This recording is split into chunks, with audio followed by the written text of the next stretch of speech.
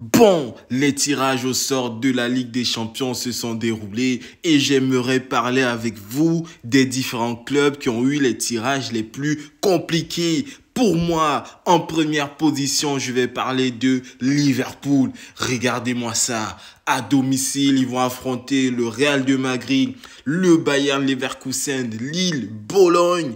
À l'extérieur, le RB Leipzig, AC Milan, PSV Eindhoven et Girone. On parle là de... Mais franchement, j'ai l'impression de tomber amoureux de cette nouvelle formule.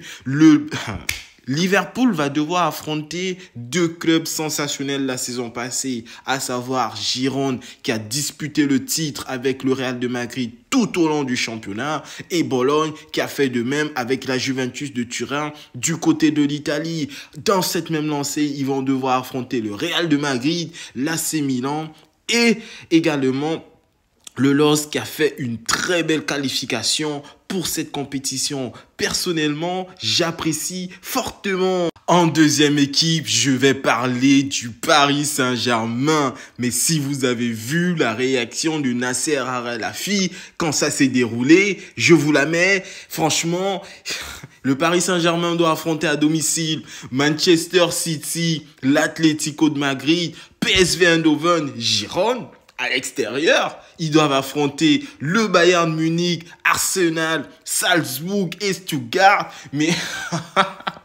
j'adore j'ai hâte de voir ce qui va se dérouler. Cette Ligue des Champions, on parle de 546 matchs.